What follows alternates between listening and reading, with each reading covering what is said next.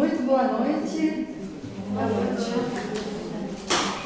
Com grande prazer, com grande emoção, recebo nossos amigos da noite aqui.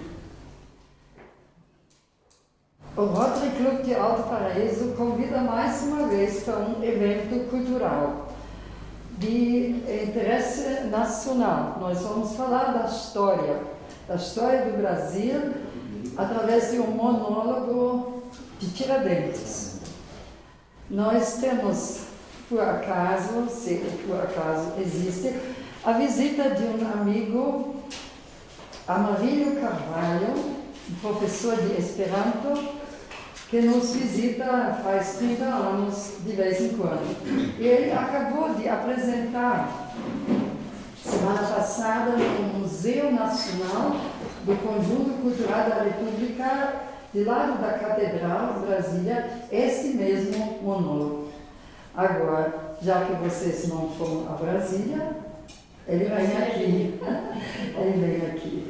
Ele vai apresentar um texto, uma apresentação sobre Joaquim José da Silva Xavier, o grande Tiradentes, que trouxe desde o início da Revolução Francesa, 1789, as ideias libertadoras já ao Brasil. Portanto, por favor, recebam Tiradentes.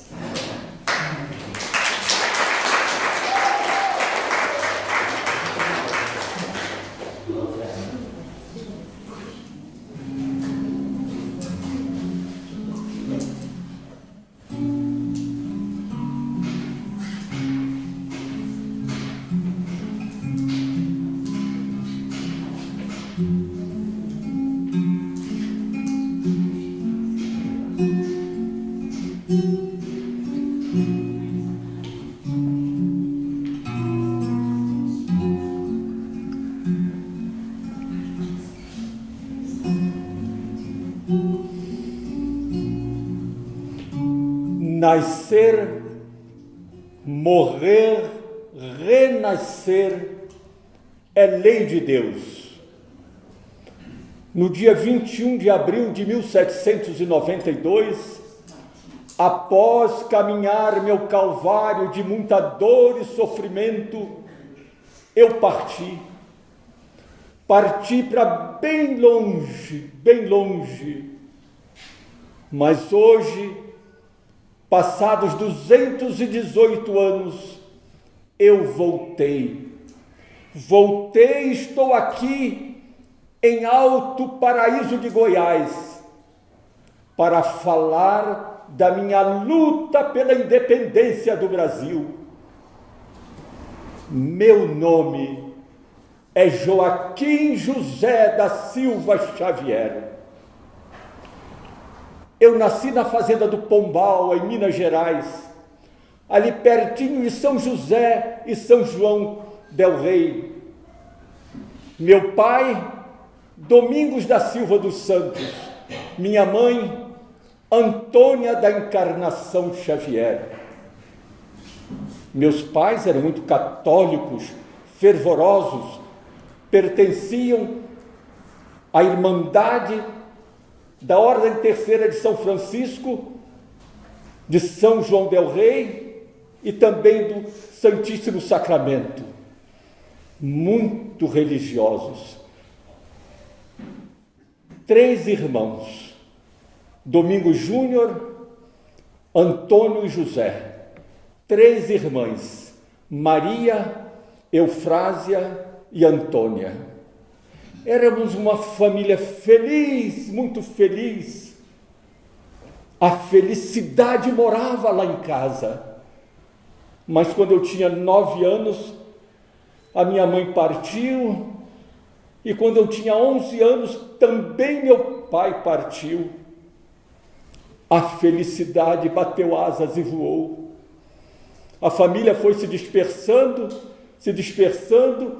As minhas irmãs mais novas foram para a casa das tias e eu fui para a casa do meu padrinho, Sebastião Ferreira Leitão, que me recebeu com muito carinho, muito amor, deu continuidade à minha alfabetização iniciada na fazenda por minha mãe.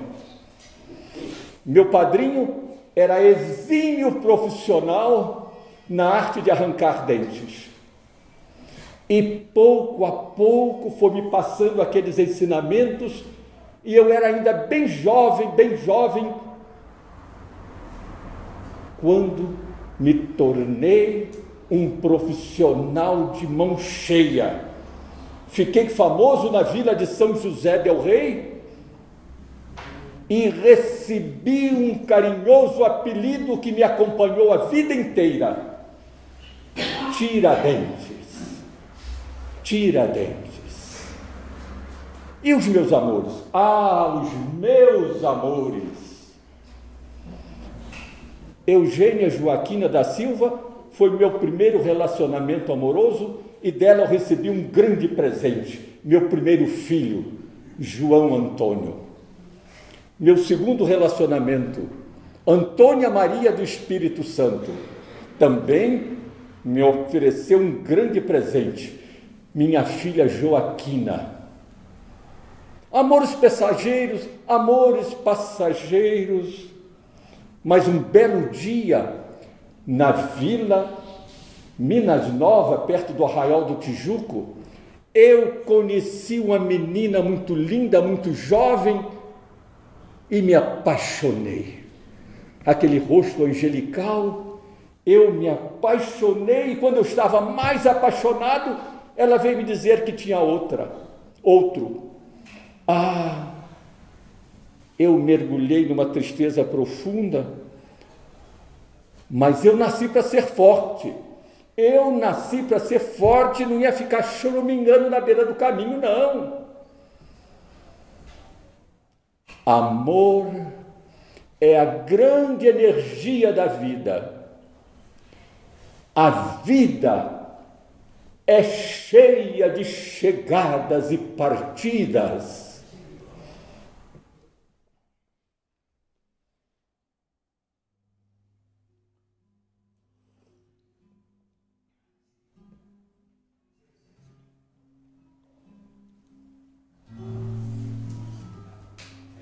No final do século XVII, a situação financeira de Portugal era caótica. Uma dívida gigante com a Inglaterra, de onde importava tudo para seu dia a dia. E só mesmo um milagre poderia salvar Portugal. E o milagre aconteceu. Em 1693, nas margens dos rios que desciam da Serra do Espinhaço, em Minas Gerais, o bandeirante Antônio Rodrigues Arzão descobriu ouro.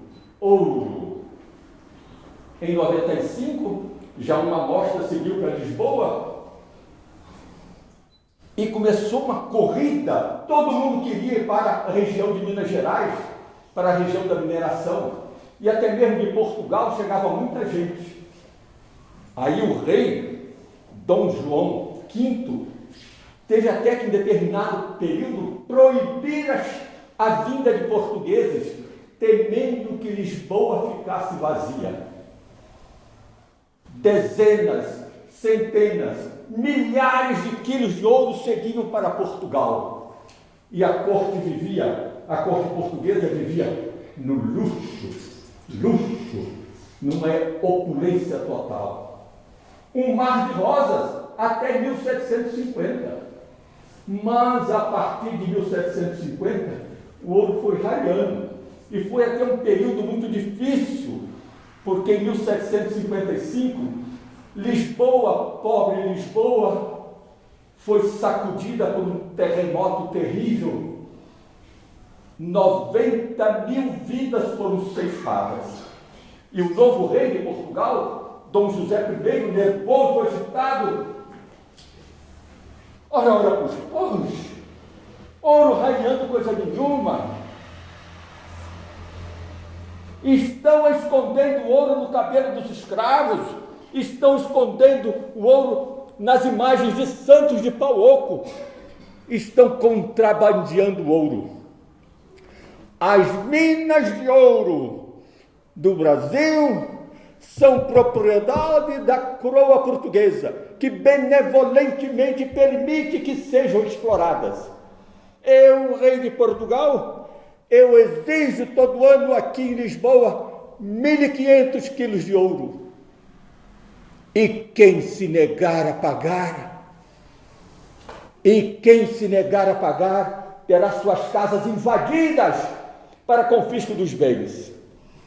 E neste clima de terror, clima de terror eu digo, porque muitas casas eram invadidas, chegava a cavalaria real, muitas casas eram invadidas para o confisco dos bens. E repito, neste clima terrível, aconteceram as derramas, a cobrança do imposto, porque Portugal exigia de toda a produção do ouro no Brasil, Portugal exigia a 5ª parte, a derrama tão chamada. Ah, pobre rei de Portugal, neste clima de terror aconteceram as derramas, a cobrança do imposto do ouro, em 62 e 68. E o rei, aos trancos e barrancos, ainda continuou até 1777, no governo de Portugal, quando subiu ao trono Dona Maria I, que governou até 1792. Mas neste tumultuado século XVIII, onde eu estou? Eu, Joaquim José, onde eu estou neste século XVIII?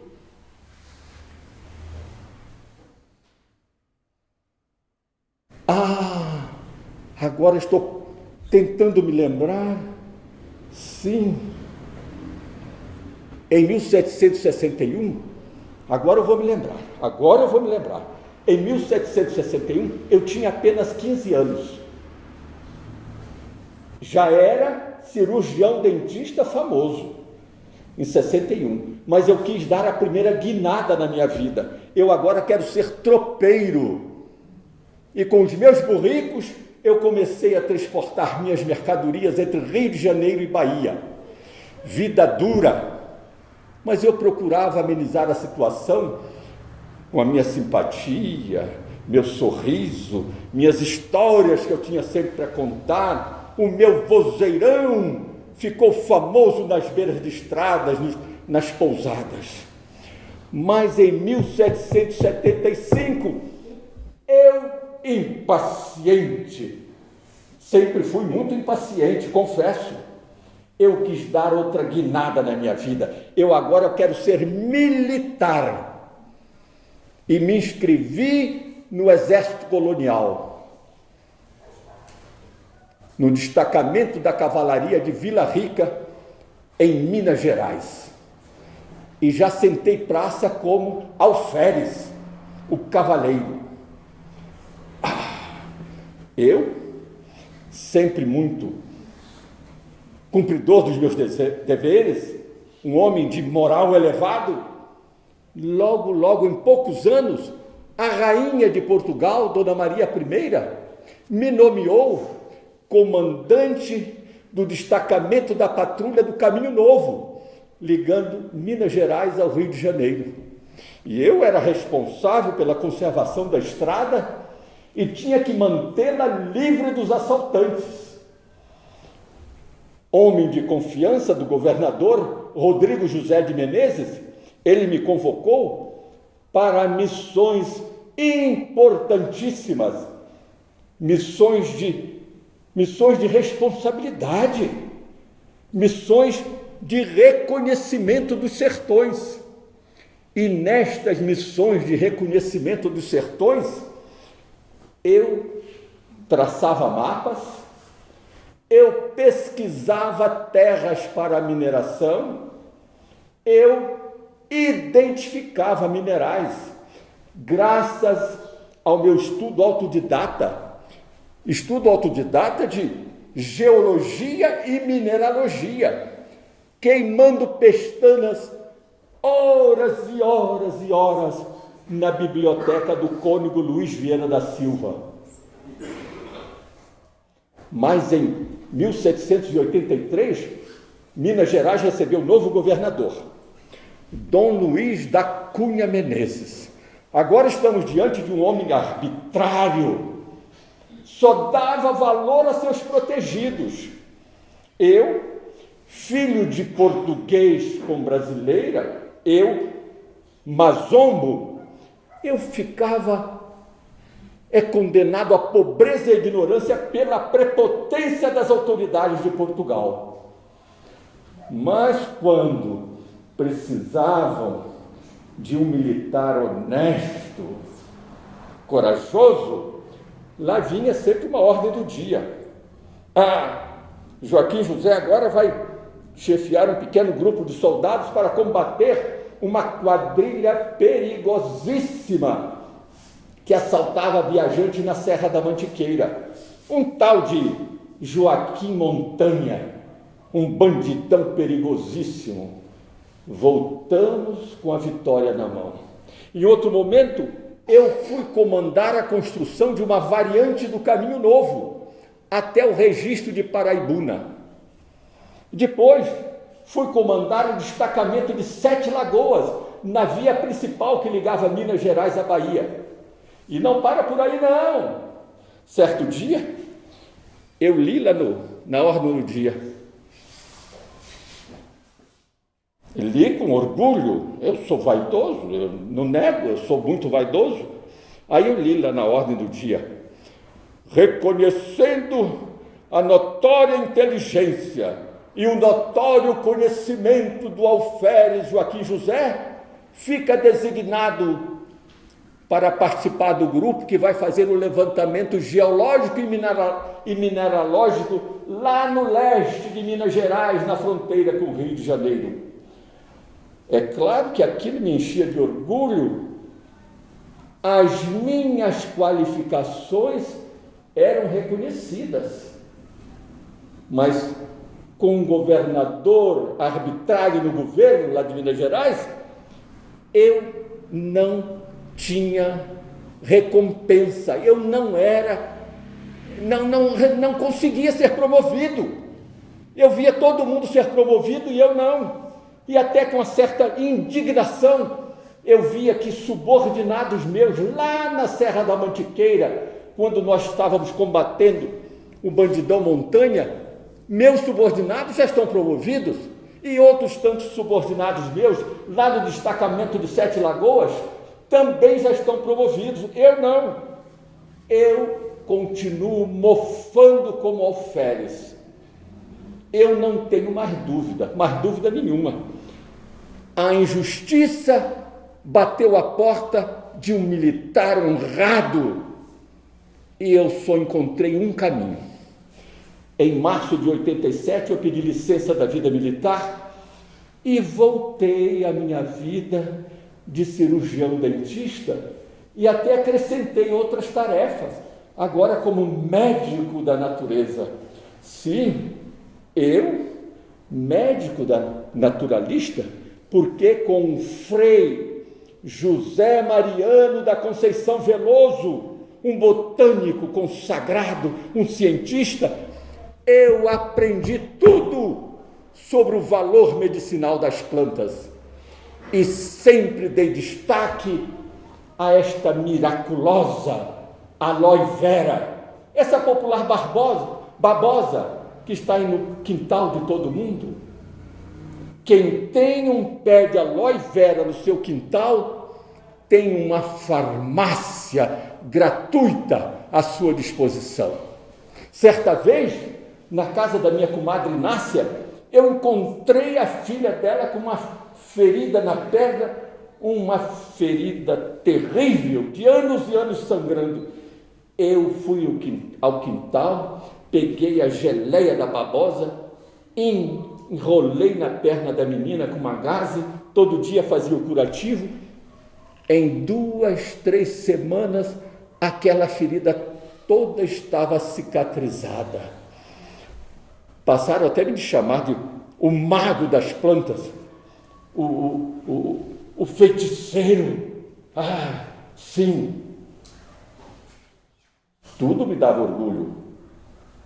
Eu sempre muito vaidoso. Mas em junho agora de 88, em junho de 88, eu quis dar a maior guinada na minha vida. Eu agora quero ser empresário. E apresentei na Câmara Municipal do Rio de Janeiro os meus projetos de engenharia. Os meus projetos. Drenagem de mangues.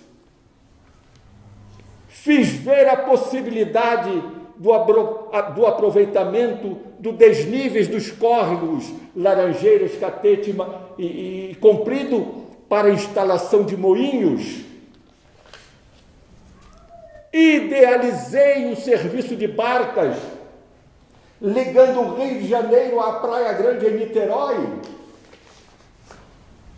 No cais do porto, construção de armazéns, para que as mercadorias não mais lá permaneçam se deteriorando, expostas à chuva, ao vento e à tempestade.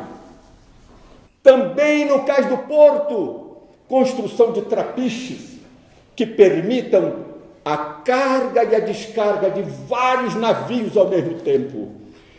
E apresentei na Câmara Municipal do Rio de Janeiro o meu projeto maior, o projeto dos meus sonhos para a solução definitiva do abastecimento de água do Rio de Janeiro, canalizando os rios Andaraí e Maracanã. São projetos que brotam aqui na cabeça do filho da fazenda do Pombal. Eu tenho muito orgulho de ser de Minas Gerais. A garra de Minas Gerais corre das minhas veias. Eu sou mineiro. Uai, meu nome é Joaquim José da Silva Xavier, o Tiradentes.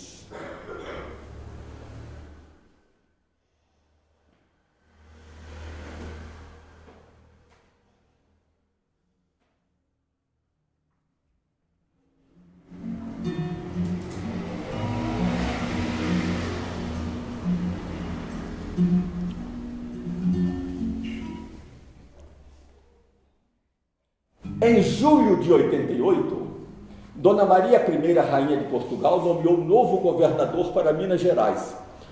Agora é um general da pesada, Dom Luiz Antônio Furtado de Mendonça, o Visconde de Barbacena, está chegando para cobrar a terceira derrama, esse imposto aí da produção do ouro que inferniza a vida do povo. E nesta época, Dona Maria I tinha duas preocupações. A primeira era não permitir que as ideias de liberdade invadissem Portugal. Consequentemente, não podiam invadir o Brasil, Angola, Moçambique, nem nenhuma outra colônia portuguesa. E uma outra preocupação de Dona Maria I era solucionar o problema financeiro de Portugal. Mas agora eu vou falar igual o rei. Ora, pois, há 90 anos Portugal recebe ouro do Brasil e a rainha continua reclamando da falta de dinheiro.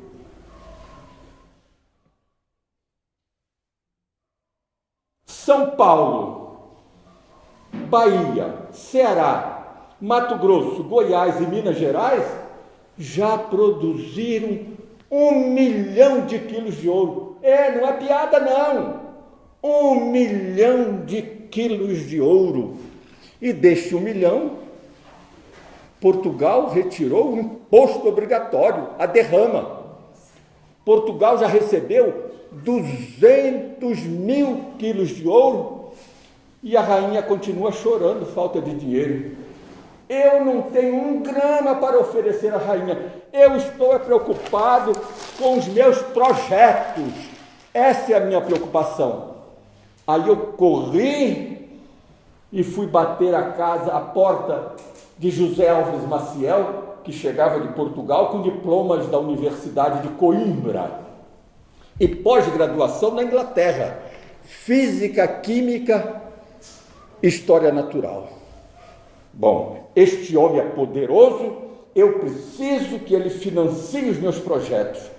Mas eu fui bater a porta de José Alves Maciel na esperança que ele financiasse os meus projetos e encontrei um homem apaixonado como eu pela independência do Brasil.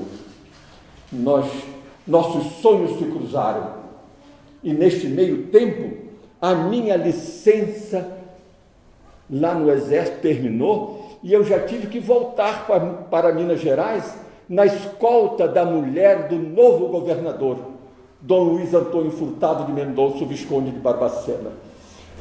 Precisamos, eu e José Alves Maciel, descobrir os caminhos da independência.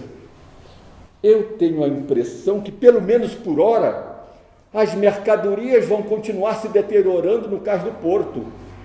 E o Rio de Janeiro, por mais algum tempo, vai continuar sem a solução do abastecimento de sua água.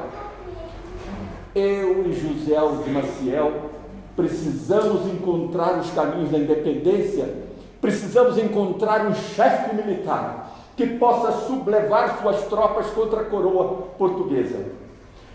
Foi aí que José Alves Maciel me chamou a atenção. Joaquim, o tenente-coronel Francisco de Paula Freire de Andrade, comandante das tropas onde você está servindo, é meu cunhado. Vamos conversar com ele. No dia seguinte, já estávamos lá. Eu até cheguei com uma desculpa esfarrapada, devia meus soldos atrasados, mas a palavra principal era de José Alves Maciel, que foi logo chamando a atenção do comandante. Comandante, na Europa, comandante, sopram novos ventos de liberdade. A França, a gloriosa França, está às vésperas de esmagar os nobres e os reis, clamando liberdade, igualdade, fraternidade. Comandante, as 13 colônias da Inglaterra lá na América do Norte protestaram corajosamente contra a cobrança de um imposto extorsivo do chá. E já faz 12 anos, comandante, que aquelas 13 colônias da Inglaterra estão livres. Agora formam uma república, Estados Unidos da América. O comandante ficou assim, atencioso. Comandante, na Europa, comandante, muito admiram que o Brasil ainda esteja dependente de Portugal. O povo no Brasil está pronto, comandante, para seguir um chefe que possa libertá-lo das garras de Portugal. O comandante foi cordial, atencioso, falou nas dificuldades de Minas Gerais, São Paulo, Rio de Janeiro. Conversa vai, conversa vem. Tivemos uma surpresa agradabilíssima quando conseguimos traduzir o olhar e a feição do comandante e notamos que ele também alimentava sonhos de ver o Brasil independente. Agora são 3 forças que se unem. Mas temos que ter muito cuidado, porque já em 1720, Vila Rica foi sacudida por um protesto monstro, exatamente por problemas fiscais. O protesto foi logo abafado e o chefe da rebelião, o português Felipe dos Santos Freire, foi preso, enforcado e esquartejado. Pobre Felipe dos Santos, deve ser muito cruel ser enforcado e esquartejado. Pobre Felipe dos Santos. Mas já saímos da casa do comandante com a certeza certeza de que nossa missão foi cumprida. E voltamos já com a data para a nova reunião na casa do comandante. E no dia marcado estávamos lá, ao lado de vários outros companheiros que também alimentavam sonhos de ver o Brasil independente. Lá estavam ao nosso lado os poetas juristas Tomás Antônio Gonzaga, Cláudio Manuel da Costa, José Alvarenga Peixoto, Inácio José de Alvarenga Peixoto, o padre Carlos Correia de Toledo e Melo, o cônego Luiz Vieira da Silva, o padre José da Silva de Oliveira Rolim e muitos outros. Todos falavam com entusiasmo e, é claro, sempre em destaque o meu vozeirão, o meu entusiasmo, a minha garra. Numa outra reunião, lá chegou o sargento-mor Luiz Vaz de Toledo Pisa, acompanhado do coronel Joaquim Silvério dos Reis de Negreiro, comandante das tropas de São João del Rei, fazendeiro riquíssimo, mas com muitas dívidas com a coroa portuguesa. Todos nós sabíamos que aquele coronel não era flor que se cheirasse, não. Homem de má reputação, coração duro, mas era um companheiro novo que chegava, recebeu as boas-vindas, foi anotando tudo e no final pediu a palavra. Sim, aí todos nós nos olhamos, ele pediu a palavra. Companheiros, no dia da decretação da derrama, será o dia primeiro dia da nossa rebelião, eu e meus 200 escravos armados vamos bloquear a chegada das tropas fiéis ao vice-rei de Portugal, Dom Luís de Vasconcelos e Souza. Eu e meus 200 escravos armados. Quando o coronel acabou de falar, todo mundo se olhou, nossos preconceitos foram por terra. Este é o homem que nós esperávamos, este é o machão que faltava no nosso grupo. Companheiros, muito cuidado,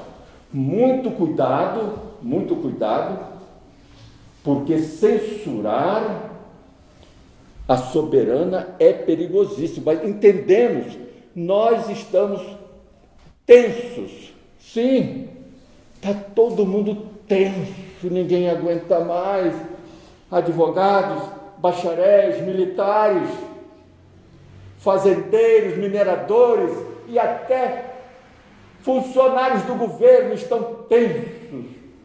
Mas precisamos corajosamente censurar, denunciar esse imposto imoral aí, a derrama, a injustiça social, a falta de liberdade, e temos que denunciar a truculência das autoridades. Ninguém aguenta mais, nem o povo não aguenta mais, e eu não posso ser feliz vendo meu povo sofrer.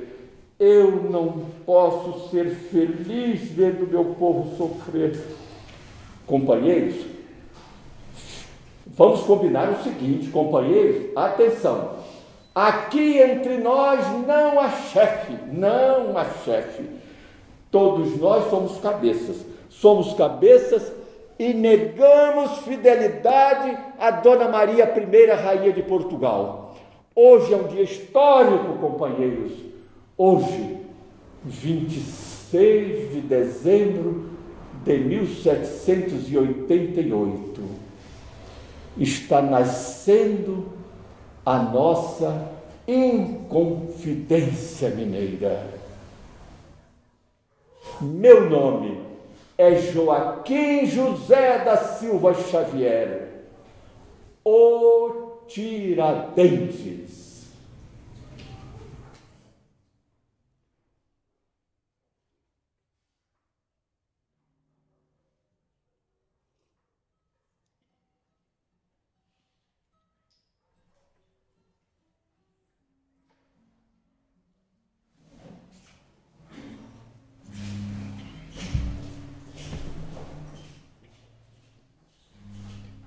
E logo decidimos. No dia da decretação da derrama, que será o primeiro dia da nossa rebelião, todos nós, companheiros, vamos correr ao Palácio da Cachoeira do Campo e vamos prender o governador Dom Luiz Antônio Furtado de Mendonça, o Visconde de Barbacena. Vamos prendê-lo e vamos trazê-lo até aqui o centro da cidade. E vamos despertar Vila Rica aos gritos: liberdade, liberdade, liberdade. Aí sim, a pretexto de manter a ordem, o tenente-coronel Francisco de Paula Freire de Andrade e suas tropas vão ocupar a cidade. E tendo Vila Rica sob controle, vão aderir à nossa Inconfidência Mineira. Eu estou cheio de alegria, eu não posso esconder a minha alegria. José Álvares Maciel e Domingos Vidal Barbosa já estão redigindo as diretrizes da nova república. A nova república, e já podemos falar nas nossas prioridades. A capital será transferida para São João del Rei. Em troca, Vila Rica receberá uma universidade. E nossos filhos não mais precisarão cruzar mares bravios para estudar em Portugal, na Inglaterra, na França, na Espanha, na Alemanha, nem na Itália, não. Nossos filhos vão estudar aqui, na Universidade de Vila Rica, que será transformada numa Coimbra. Vila Rica, a terra dos homens mais inteligentes e cultos do Brasil. Vila Rica, a terra dos meus queridos poetas de mentes iluminadas. Vila Rica do Ouro Preto, a mais preciosa pérola do Brasil. Vila Rica. Não, as nossas prioridades continuam. Vamos abrir nossos portos a todas as nações amigas para intercambiar nossas mercadorias com o mundo inteiro. Vamos construir escolas, vamos construir fornos siderúrgicos para alavancar o progresso do Brasil. Mas vamos anular essas leis aí coloniais. Sim, vamos anular essas leis coloniais, vamos perdoar as dívidas dos mineiros, vamos anistiar a vida do povo todo. Essa dívida acumulada de anos e anos com essa derrama, esse imposto do ouro. E os nossos escravos? O projeto da abolição dos escravos ficou em banho-maria, porque aqui entre nós há fazendeiros e mineradores que não permitem libertar os escravos. Se dependesse de mim, a abolição da escravatura seria hoje, não seria amanhã, não. Faz pouco tempo, aqui na Vila Minas Nova, perto do Arraial do Tijuco, eu avancei num fazendeiro cruel que torturava um pobre escravo amarrado num tronco de árvore, recebendo chicotadas, e as costas daquele homem sangravam. Eu consegui arrancar o escravo daquelas mãos criminosas, mas paguei caro. Fui processado, tive que pagar pesada multa, porque o escravo era de propriedade do fazendeiro. E para pagar as despesas do processo, eu tive que vender todos os meus burricos e minhas mercadorias, porque eu não tinha capital. Quando eu vejo esses portugueses cruéis que atravessam o oceano nos seus navios, vão para a África e lá entopem, abarrotam seus navios, escravos, que são jogados em porões sujos, escuros, como se fossem mercadoria barata. Pobres escravos, muitos adoecem na viagem e são jogadas ao mar para comida de tubarões famintos, pobres seres humanos. Eu ainda há pouco falei em Arraial do Tijuco. Arraial do Tijuco, aí me veio uma lembrança muito querida que eu jamais posso esquecer, porque foi no Arraial do Tijuco, eu faço questão de fazer essa observação, foi no Arraial do Tijuco que eu, o sargento mor José da Silva e Oliveira Rolim, trabalhamos incansavelmente na construção da loja Vida Eterna do Tijuco, da maçonaria, Fraternidade Universal. Sim, eu, meus companheiros, mais Alvarenga Peixoto, o Aleijadinho, Francisco de Paula Freire de Andrade e tantos outros, nós somos os pedreiros, construtores de um mundo melhor. Maçonaria, Fraternidade Universal.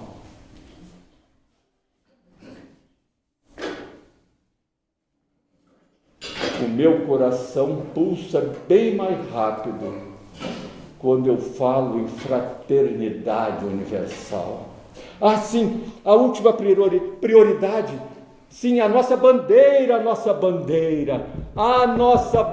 o projeto da nossa bandeira surgiu aqui, da minha cabeça. Eu sou sempre muito orgulhoso, todo mundo sabe que eu sou impaciente e orgulhoso. A nossa bandeira, o projeto está pronto, um triângulo vermelho representando a Santíssima Trindade, riscado num pano branco, e com aquela inscrição sugerida por Alvarenga Peixoto, tomada ao poeta latino Públio Virgílio Marão: Libertas que sera tamen, liberdade ainda que tardia.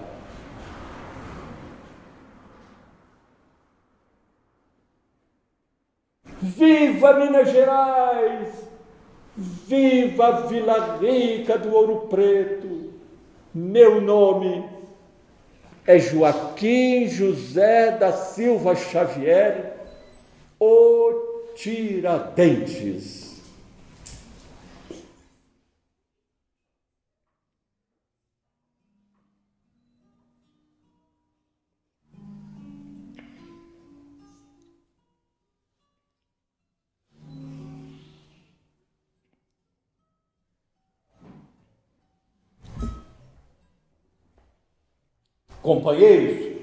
Companheiros, agora vamos usar uma estratégia para o dia da decretação da derrama, que será o primeiro dia da nossa rebelião.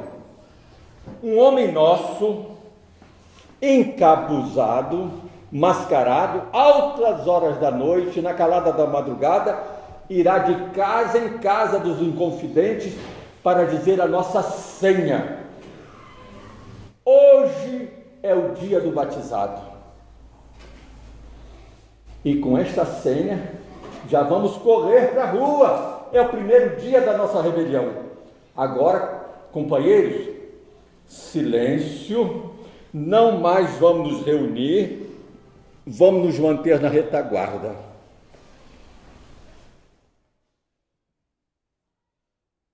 Eu consegui uma licença novamente na vida militar e no dia seguinte, bem cedo, arriei meu cavalo e me pus a caminho do Rio de Janeiro. Eu preciso dar um empurrão nos meus projetos e também conseguir adeptos para a nossa rebelião. A nossa vitória está bem próxima, companheiros, bem próxima. E a minha alegria era tanta, transbordante, que vieram à minha cabeça a lembrança dos apelidos que eu acumulei durante toda a minha vida, com essa ideia fixa de querer ver o Brasil independente. Às vezes, descendo uma ladeira de Vila Rica, eu escutava: Liberdade! Liberdade era meu apelido. República! Meu apelido. Corta-vento! Eu queria tudo muito rápido, muito impaciente. Meu apelido era Corta-vento. Gramaticão! Eu vivia sempre com a gramática debaixo do braço. Eu gostava de falar meu idioma de maneira correta, corretíssima. Nenhum soldado falava ao meu lado: eu bebi menos água. Não, soldado, é menos água, menos é advérbio invariável. Zombavam da minha cara, zombavam. E quando eu chegava lá na soldadaiada dizendo que eu passei o domingo lendo os franceses, os famosíssimos franceses, Voltaire, Rousseau, Montesquieu, zombavam de mim, mas aquilo tudo eu recebia como se fosse um elogio à minha pessoa. Eu tenho que continuar a viagem ao Rio de Janeiro, trotando meu cavalo, Paraibuna, Paraíba Nova. Em Paraíba Nova me aconteceu algo estranho. A imagem da mulher que eu tanto amei não, continuo amando, mas ela seguiu para os braços de outro.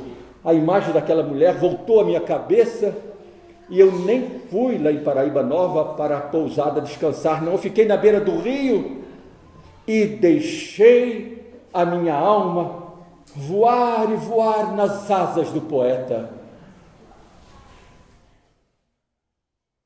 Nas horas mortas da noite, como é doce meditar, quando a lua majestosa, surgindo linda e formosa, como donzela vaidosa, nas águas vai se mirar. Eu fiquei a noite inteira na beira do rio e o dia amanheceu. Que lindo céu azul! Que lindo céu azul de Paraíba do Sul. Mais um pouco à frente, outra parada na Fazenda das Cebolas. Eu entrei na igreja de Nossa Senhora Santana e fiz uma promessa. Com a vitória do nosso movimento, eu voltarei e vou entregar a Nossa Senhora Santana uma coroa de prata, um cetro de prata. Promessa é dívida.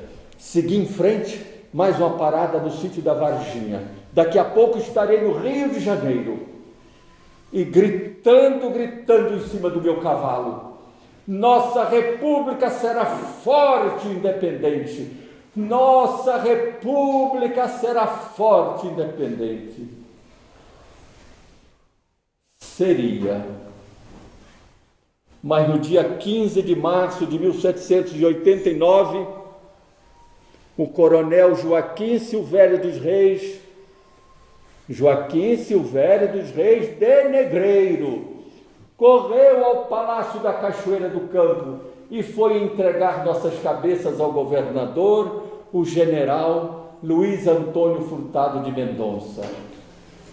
Foi entregar nossas cabeças em troca do perdão de suas dívidas com a coroa portuguesa. E logo em seguida, 2 outros traidores correram ao Palácio da Cachoeira: Basílio de Brito Malheiros do Lago e Inácio Correia de Pamplona. Como se um traidor não fosse suficiente, agora são 3 traidores que conseguiram destruir o nosso grande castelo dos sonhos de ver o Brasil independente. Traidores traidores.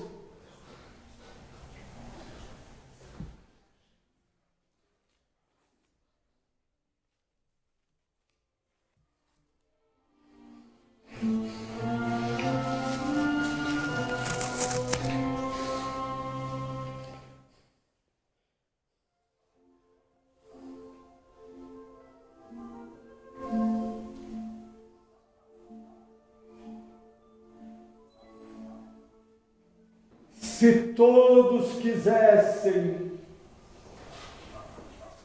poderíamos fazer do Brasil uma grande nação.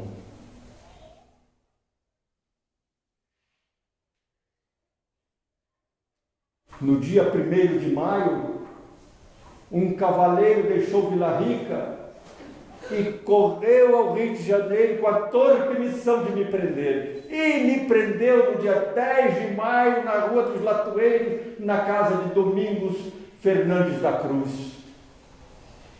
E sabe quem foi me prender? Ele, aquele coronel que, quando participou da primeira reunião, o tenente-coronel Joaquim Silvério dos Reis de Negreiro falou com aquela voz de trombone: companheiros, no dia da decretação da derrama, eu e meus 200 escravos armados vamos bloquear a chegada das tropas fiéis ao vice-rei de Portugal, Dom Luís de Vasconcelos e Souza. Eu e meus 200 escravos armados.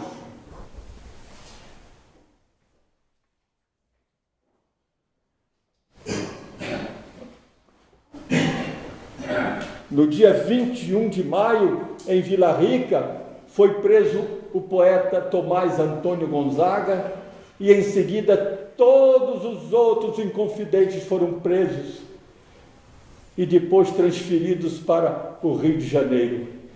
Em Vila Rica ficou apenas um inconfidente. Cláudio Manuel da Costa foi encontrado morto na prisão, não se sabe se suicídio ou se foi assassinado.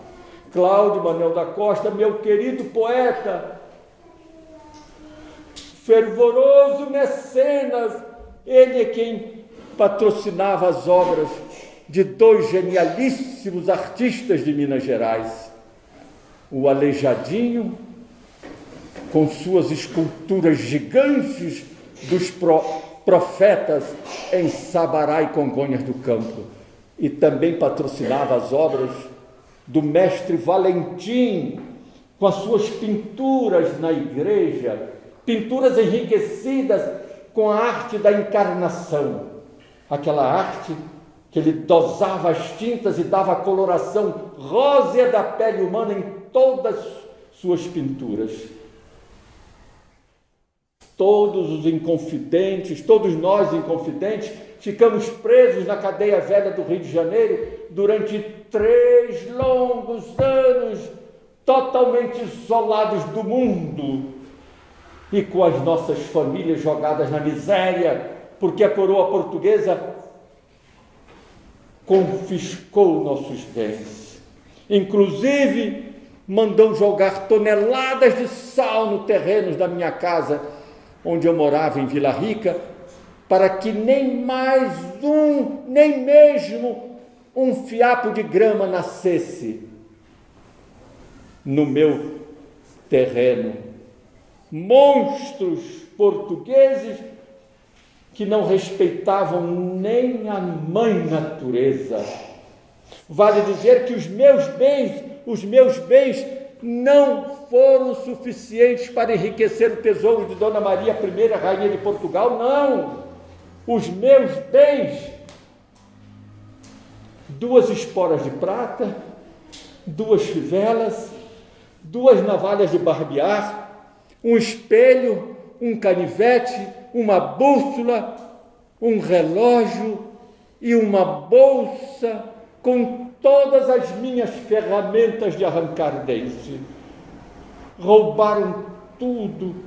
Eu sempre fui muito pobre, paupérrimo, mas sempre me considerei um homem rico. Sempre me considerei um homem rico, porque na minha cabeça fervia meu sonho de ver o Brasil independente. Com todos os inconfidentes presos na cadeia velha, a coroa portuguesa deu início à devassa, inquérito rigoroso para julgar os culpados de sedição,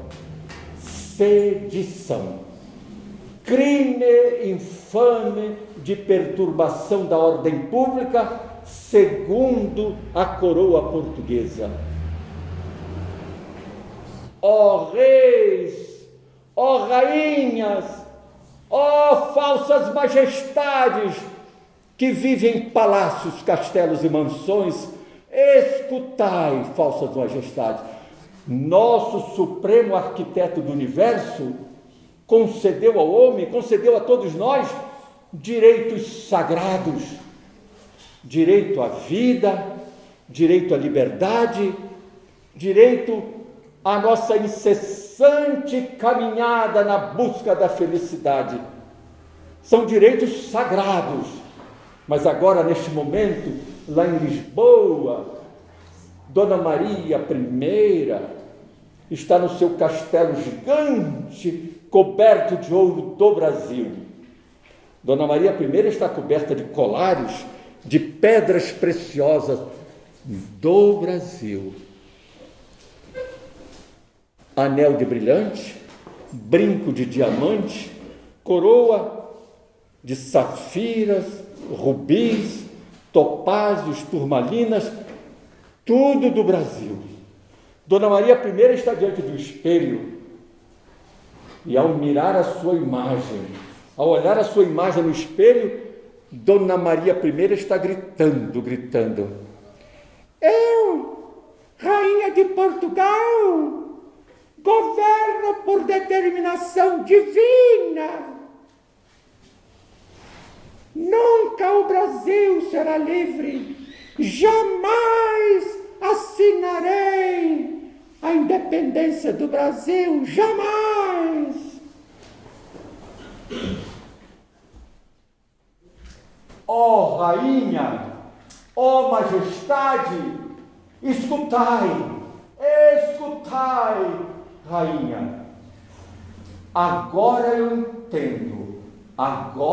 entendo. O mundo inteiro está chamando Vossa Majestade Dona Maria I, a rainha louca.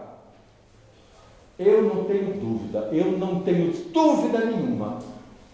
Num futuro bem próximo, o Brasil será independente. E nossos escravos conseguirão a sua santa liberdade e não mais viverão amarrados em troncos de árvores recebendo chicotadas. E o povo não mais será pisoteado pelas botas imundas de soldados, de generais e de tenentes de Portugal. Não, nunca mais. Ah, o Brasil dos meus sonhos, durante anos e anos, durante a minha vida inteira, eu gritei aos céus, pedindo a liberdade para o Brasil. Ah, sim. E declarei, sempre declarei o meu grande amor à minha pátria. Mas hoje eu vejo que muitos políticos desonestos, muitos políticos desonestos, só sabem fazer leis em causa própria, só sabem pregar o desamor, o grande desamor ao Brasil. Políticos desonestos. O homem público deve ser íntegro, austero e incorruptível. Meu nome é Joaquim José da Silva Xavier, o Tiradentes.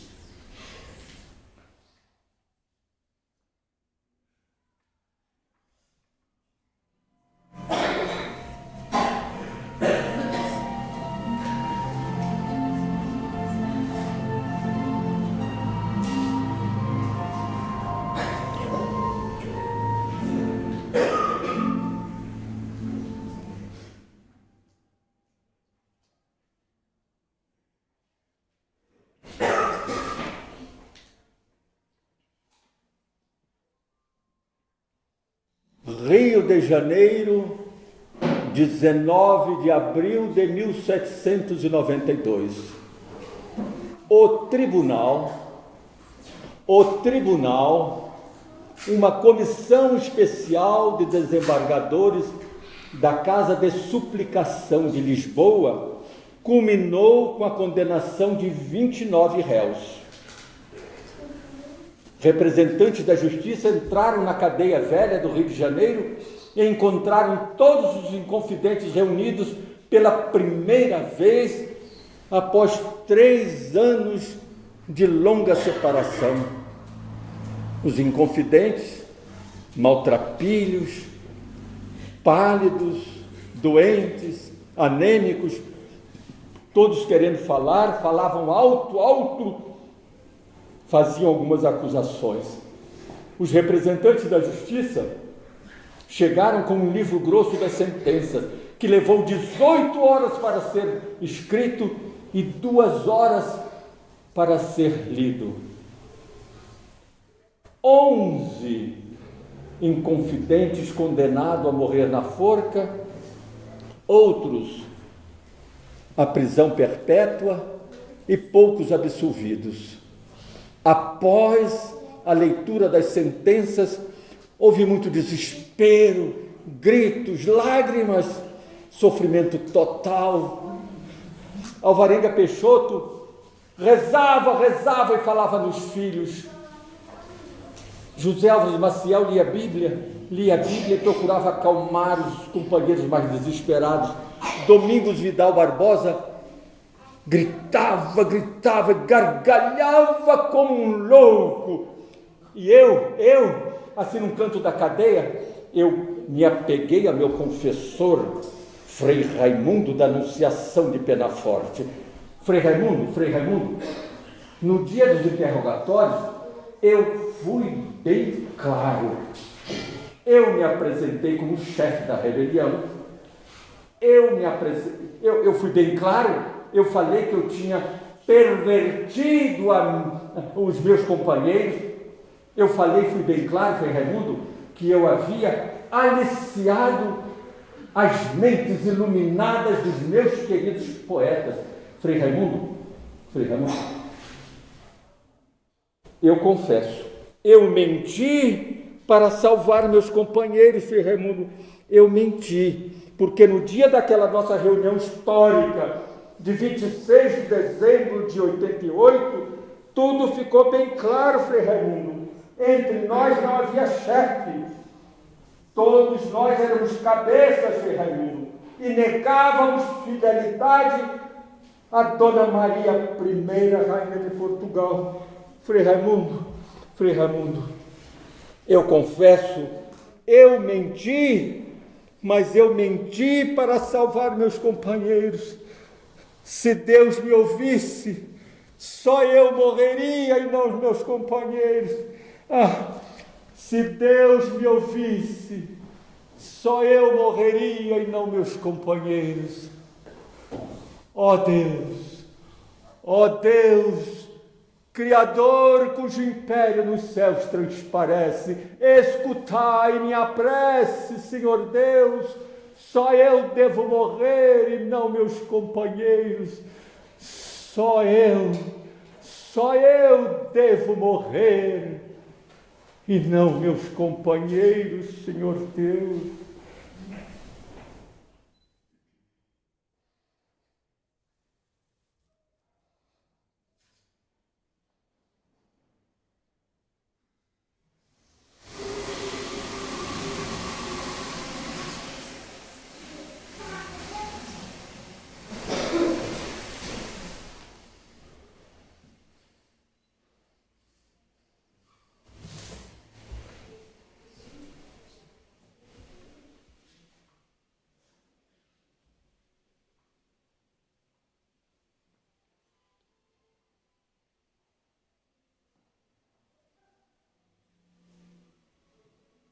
No dia seguinte, 20 de abril, milagre.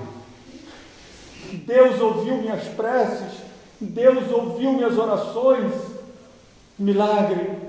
O regente Dom João VI, representando a rainha Dona Maria I, comutou as penas de morte para degredo em terras da África. E com aquela mudança para banimento em Moçambique e Angola, eu não sei descrever a alegria dos meus companheiros. E eles nem se lembraram da minha confissão ao Frei Raimundo e nem se lembraram da minha prece a Deus pedindo para salvá-los. Não, eu não sei falar na alegria dos meus companheiros que gritavam como doidos varridos: viva Dona Maria I, Rainha de Portugal! Viva Dona Maria I, nossa benigna Rainha de Portugal! Viva, viva, viva!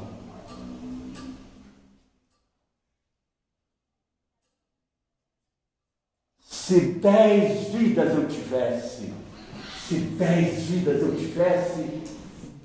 vidas eu daria para salvar meus companheiros.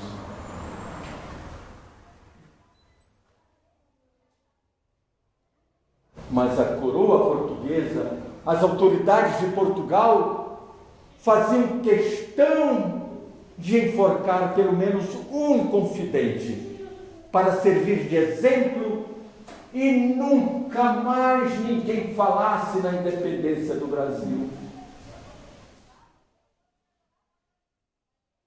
E o escolhido foi o filho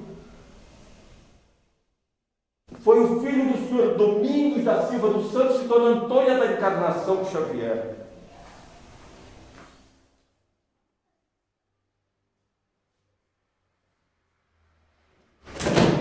Com muita coragem, com muita dignidade e com muita serenidade, eu pude ouvir a sentença da coroa portuguesa, eu pude ouvir a minha sentença.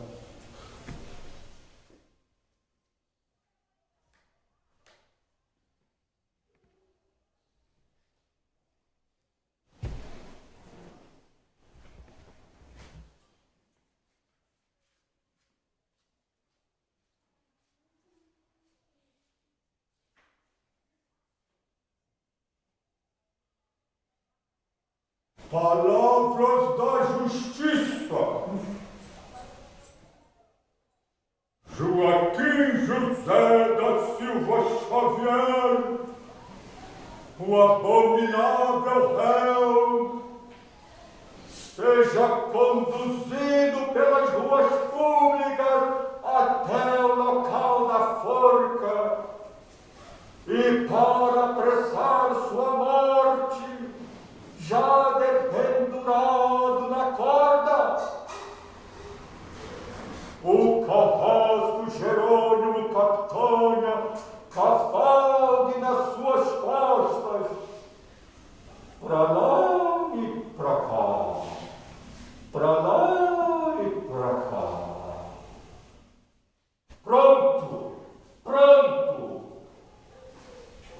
Sua cabeça seja cortada e levada pelos caminhos de Minas Gerais até Vila Rica, e lá pregada num poste bem alto, e lá permaneça até que o tempo a consuma.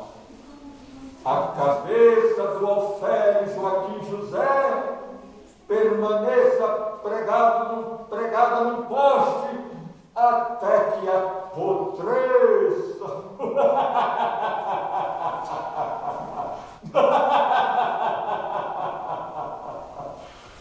Seu corpo seja cortado em 4 pedaços e também levados pelos caminhos de Minas Gerais e pregados em postes bem altos nos lugares mais públicos, principalmente no sítio da Varginha e na Fazenda das Cebolas, propriedade da sua amada querida Mariana Barbosa de Matos, onde aquele abominável réu Joaquim José da Silva Xavier teve suas práticas infames.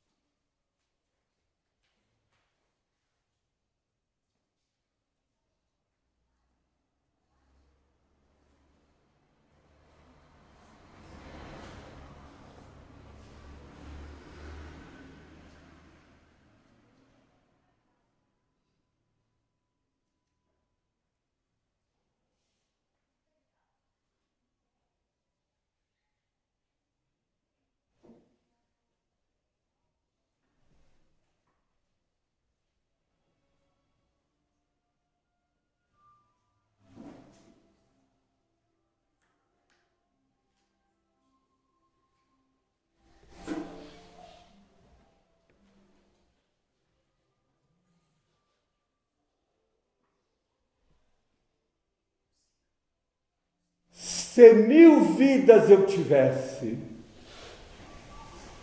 1000 vidas eu daria pela independência da minha pátria amada Brasil. Se 1000 vidas eu tivesse, 1000 vidas eu daria pela independência da minha pátria amada Brasil.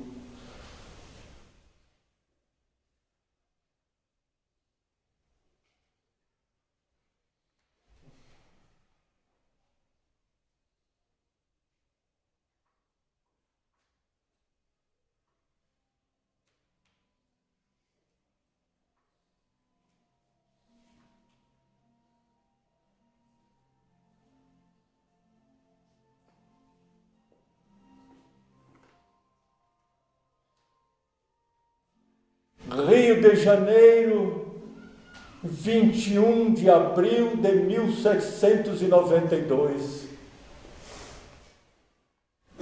Nesta cadeia velha, nesta masmorra escura, mal ventilada, úmida, durante 3 longos anos, eu ouvi uma sinfonia de pardais anunciando o amanhecer. Uma sinfonia de pardais anunciando o amanhecer.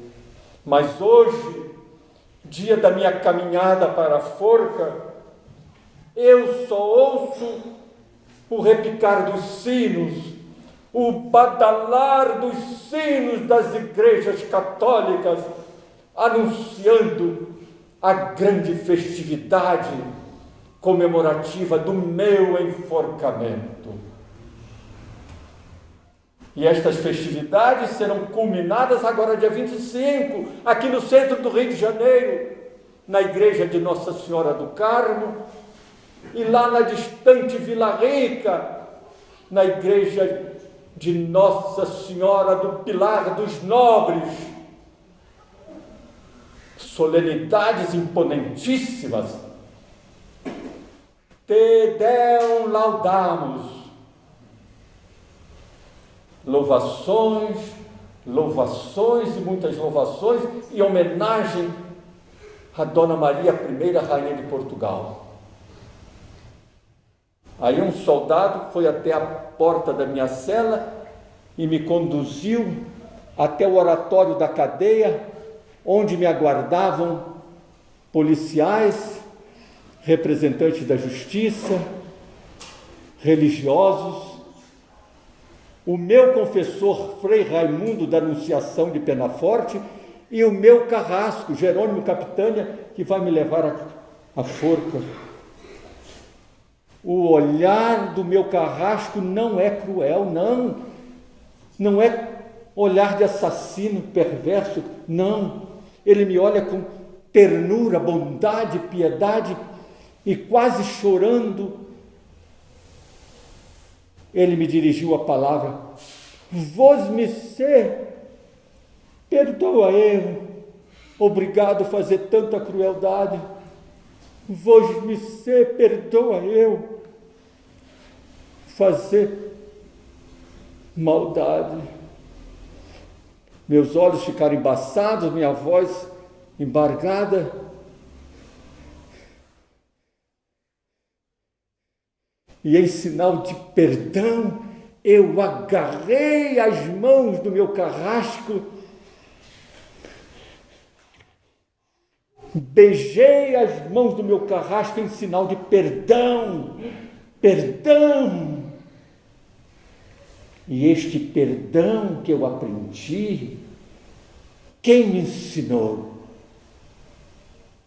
O mestre dos mestres me ensinou a perdoar sempre, sempre. O mestre dos mestres, Jesus. Meu carrasco me olhou novamente e me deu uma ordem: tire a roupa, tire a roupa.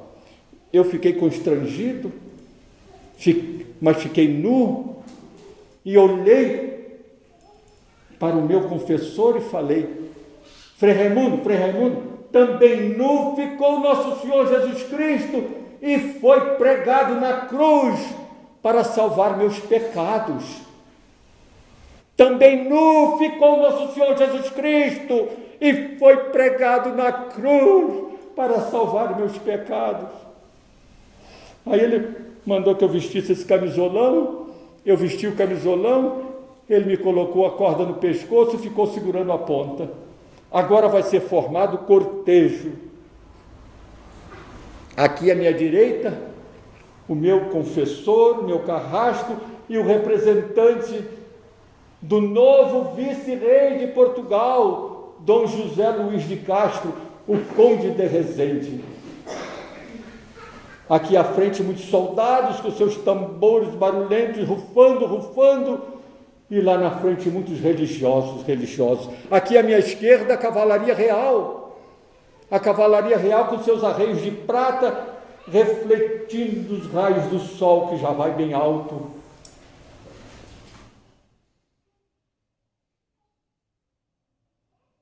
E também aqui à esquerda, os representantes da justiça,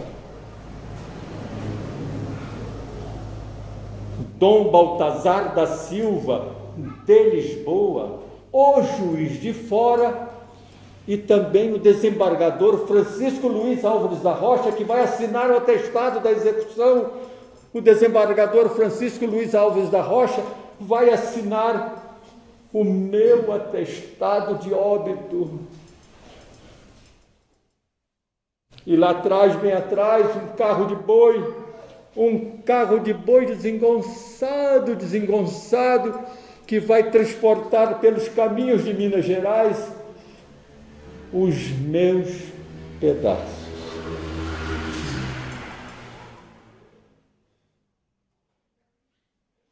O cortejo está pronto, os clarins da cavalaria real já estão anunciando bem alto,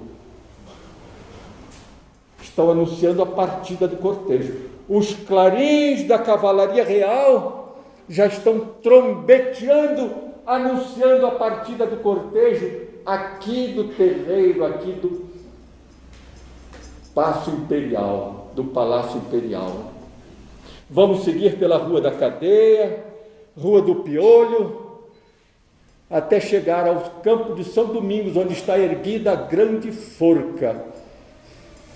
A cidade toda está embandeirada, muitas bandeiras nas janelas.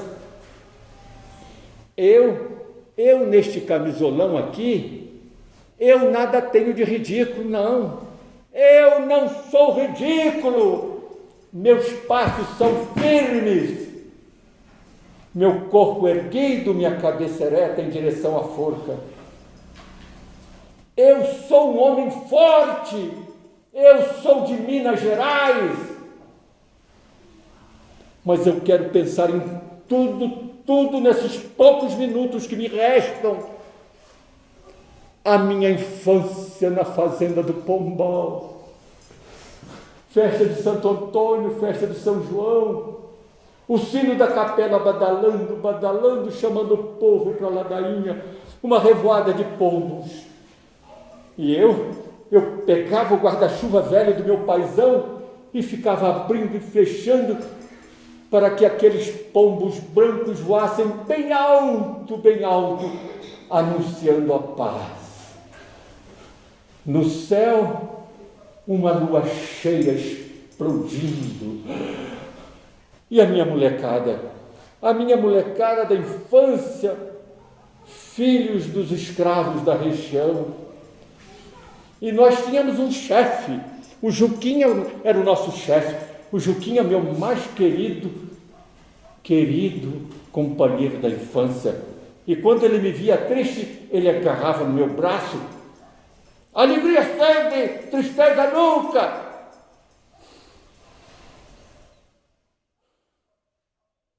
O canto da juriti, o canto da sabiá,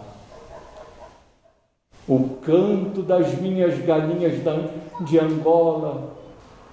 Tô fraco. E no alto da colina, o canto da siriema. O canto da siriema era uma oração, uma prece a Deus, pedindo chuva e anunciando mais um anoitecer na fazenda do Pombal, o meu berço natal. Agora eu tenho um minuto para entrar na igreja de Nossa Senhora da Lampadosa e rezar com muita fé, pedindo a independência do Brasil. E na porta da igreja havia um frade gritando, pedindo esmola para mandar rezar uma missa em sufrágio da minha alma.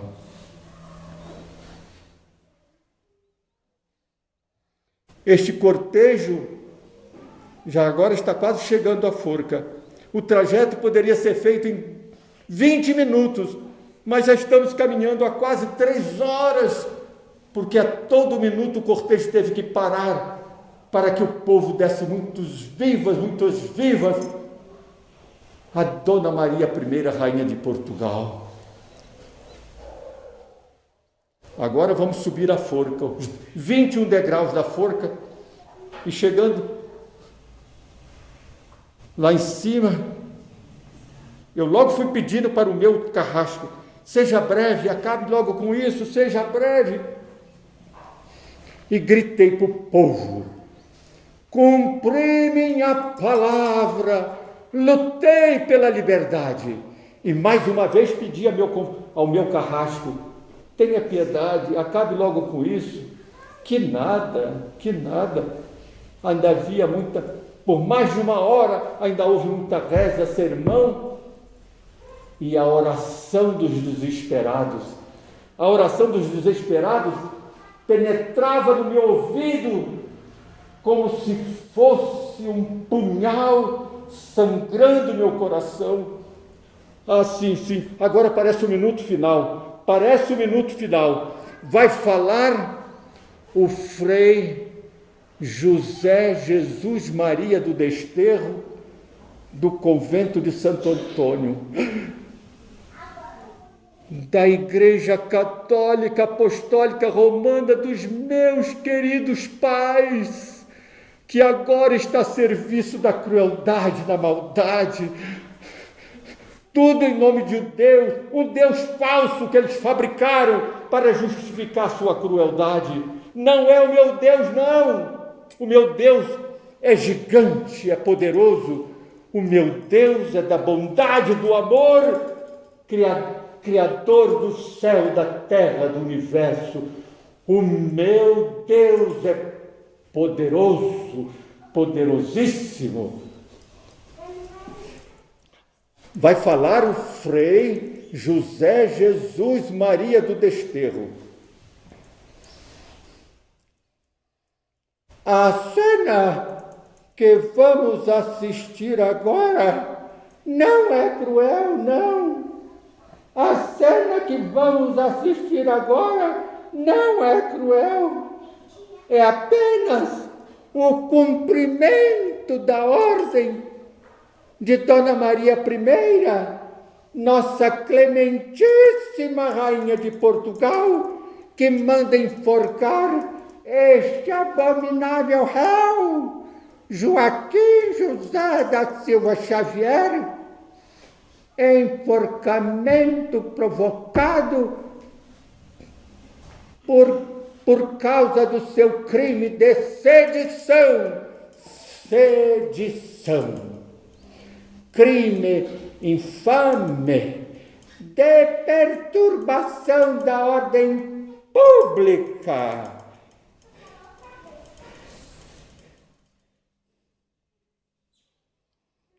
Quando o Frei José Jesus Maria do Desterro acabou de falar, uma força estranha, poderosa, milagrosa invadiu meu coração, e apesar do rufar dos tambores e o badalar dos sinos, eu pude rezar. E rezei com o povo. Nosso Mestre Jesus, mensageiro da paz e do amor, há quase 2000 anos nos deixou a pequena, gigante mensagem: amar a Deus sobre todas as coisas e a teu próximo como a ti mesmo. Amar a Deus sobre todas as coisas e a teu próximo como a ti mesmo. E ainda pude gritei. Quando eu tinha 7 anos, a minha querida mãe, professora, me ensinou a ler e escrever o nome mais importante de toda a minha vida: Brasil, Brasil, Brasil.